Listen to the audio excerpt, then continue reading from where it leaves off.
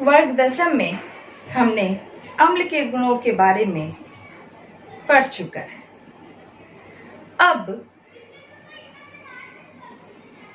अम्ल, क्षार और लवण के बाकी बचे हुए टॉपिक यानी क्षारक और लवण के बारे में जानेंगे। वैसे तो बोर्ड एग्जाम में क्षारक से बहुत कम प्रश्न रहते हैं, लेकिन यहाँ लवण टॉपिक बोर्ड एग्जाम के हिसाब से बहुत इंपॉर्टेंट हो जाता है। लवण टॉपिक से 2 या 3 नंबर के प्रश्न निश्चित रूप से आते हैं। साथ ही साथ लवण का सूत्र भी लिखने के लिए आता है। तो आज हम सबसे पहले देखें कि क्षारक किसे कहते हैं। क्षारक वह यौगिक है जिसमें OH माइनस आयन पाया जाता है तथा वह यौगिक जो H प्लस आयन को एक्सेप्ट यानी H प्लस आयन को अगर ग्रहण करता है तो वह भी क्षारक कहलाता है। जैसे NaOH, CaOH2 ये सभी क्षारक के उदाहरण हैं।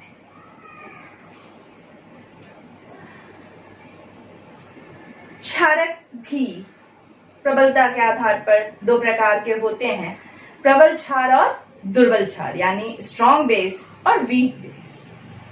स्ट्रॉन्ग बेस यानी जो अधिक मात्रा में H प्लस आयन को ग्रहण करे और उसमें OH माइनस आयन की सांद्रता अधिक हो, उसे प्रबल क्षारक यानी स्ट्रॉन्ग बेस कहते हैं। जैसे NaOH, KOH। वहीं वैसे क्षारक जो H प्लस आयन को ग्रहण करने में बहुत अधिक सक्षम नहीं होते यानी कम मात्रा में H प्लस आयन ग्रहण करते हैं और OH माइनस आयन की सांद्रता भी उनमें कम होती है, वैसे क्षारक को हम दुर्बल क्षारक यानी वीक बेस कहते हैं। जैसे जिंक हाइड्रोक्साइड, कॉपर हाइड्रोक्साइड ये सारे दुर्बल क्षारक होते हैं। अगर हम कहें क्षारक की बात तो जितने भी मेटल ऑक्साइड और हाइड्रोक्साइड होते हैं वे क्षार होते हैं। उनमें क्षारकता का गुण यानी बेसिसिटी पाया जाता है।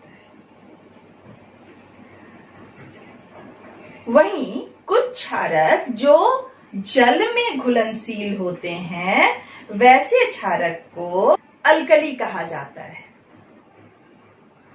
जैसे सोडियम हाइड्रोक्साइड, पोटेशियम हाइड्रोक्साइड ये जल में घुलनशील होते हैं तो इन्हें हम अल्कली कहते हैं। यहाँ एक स्टेटमेंट दिया जाता है कि जितने भी क्षारक हैं वे अल्कली नहीं हो सकते हैं, लेकिन जितने भी अल्कली हैं वे क्षारक जरूर होंगे। यानी all alkalis are bases but all bases are not alkali. जैसे कॉपर हाइड्रोक्साइड और जिंक हाइड्रोक्साइड को हम अल्कली नहीं कह सकते हैं क्योंकि वे जल में घुलनशील नहीं होते हैं। तो ये था बेस का गुण। और बेस जनरली अगर उन्हें पहचानने की बात हो तो वे लाल लिटमस पत्र को नीले लिटमस पत्र में परिवर्तित कर देता है और अगर उसमें फिनोफ्थिलीन सूचक दिया जाए तो वह फिनोफ्थिलीन चूंकि रंगहीन होता है तो वह क्षारक के साथ गुलाबी रंग में बदल जाता है। क्षारक का स्वाद जो होता है वो कैसा होता है? कड़वा होता है और उसे छूने से सोपी यानी साबुन के जैसा प्रतीत होता है। तो ये सारे क्षारक के गुण थे। अब आज हम अगला टॉपिक जो कि बहुत ही important topic, it is very very very important, that is salt, लवण। लवण के बारे में जानेंगे। मुख्य रूप से हमें जिन लवणों के बारे में जानना है वह पहला लवण है सोडियम क्लोराइड, दूसरा सोडियम हाइड्रोक्साइड, तीसरा विरंजक चूर्ण यानी ब्लीचिंग पाउडर, चौथा सोडियम बाइकार्बोनेट यानी बेकिंग सोडा, और पांचवा सोडियम कार्बोनेट .10H2O यानी वॉशिंग पाउडर, और छठा है प्लास्टर ऑफ पेरिस। ये 6 लवणों के बारे में हमें इस चैप्टर में जानना है। तो पहला लवण हम देखें, पहला लवण है NaCl यानी सोडियम क्लोराइड। कहाँ हम देखते हैं यह नमक या सोडियम क्लोराइड? जी हाँ, रोज जो हम भोजन करते हैं उस भोजन में अगर नमक ना डाला जाए तो उसका स्वाद फीका हो जाता है, और वही नमक है सोडियम क्लोराइड। यह मुख्य रूप से बनता है हाइड्रोजन क्लोराइड यानी HCl प्लस NaOH यानी सोडियम हाइड्रोक्साइड के जुड़ने से। सोडियम हाइड्रोक्साइड और HCl जब मिलता है तो सोडियम क्लोराइड और जल का निर्माण होता है। यह जो सोडियम क्लोराइड है यह अन्य जितने भी लवण हैं सबके लिए कच्चे पदार्थ का निर्माण करता है, चाहे वो वॉशिंग सोडा हो, चाहे वो बेकिंग सोडा हो, चाहे ब्लीचिंग पाउडर या सोडियम हाइड्रोक्साइड। इन सभी लवणों के निर्माण में सोडियम क्लोराइड की आवश्यकता होती है। दूसरा जो हमारा लवण है वह है सोडियम हाइड्रोक्साइड। सोडियम हाइड्रोक्साइड यानी NaOH। सोडियम हाइड्रोक्साइड हमें प्राप्त होता है सोडियम क्लोराइड के जलीय विलयन का जब इलेक्ट्रोलिसिस कराया जाए, यानी उसमें जब विद्युत पास कराया जाता है तो सोडियम क्लोराइड जल से अभिक्रिया कर बनाता है NaOH plus H2 plus Cl2। इस अभिक्रिया को क्लोर क्षार अभिक्रिया भी कहते हैं। ये बहुत इंपॉर्टेंट प्रश्न है, पूछा जाता है कि क्लोर क्षार अभिक्रिया किसे कहते हैं, क्लोर अल्कली रिएक्शन।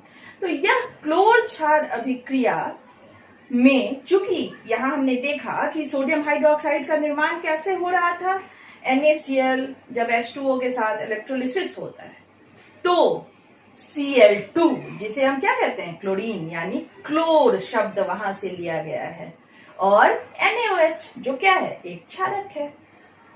तो यह क्लोर और क्षार चूंकि उत्पन्न करता है इसलिए इस अभिक्रिया को हम क्लोर क्षार अभिक्रिया कहते हैं। यहाँ हाइड्रोजन गैस जो निकलता है वह कैथोड पर जाकर जमा होता है, जबकि क्लोरीन गैस जो है वह एनोड पर जाकर जमा होता है। साथ ही साथ जो NaOH का निर्माण होता है वह विलयन में रहता है।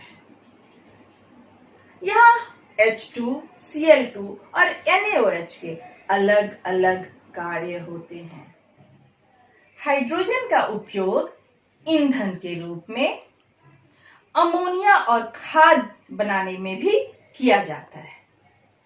यहाँ उत्पन्न क्लोरीन का उपयोग स्विमिंग पूल में, पेस्टिसाइड्स में, क्लीनिंग पर्पज से पानी को साफ करने में, PVC बनाने में किया जाता है।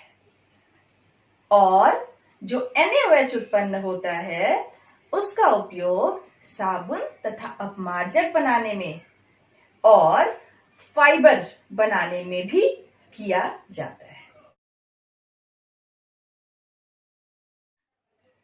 तो ये सारे उपयोग थे जो क्लोर क्षार अभिक्रिया से जो हमें उत्पाद प्राप्त होता है उन सारे उत्पादों का कहाँ-कहाँ उपयोग किया जाता है।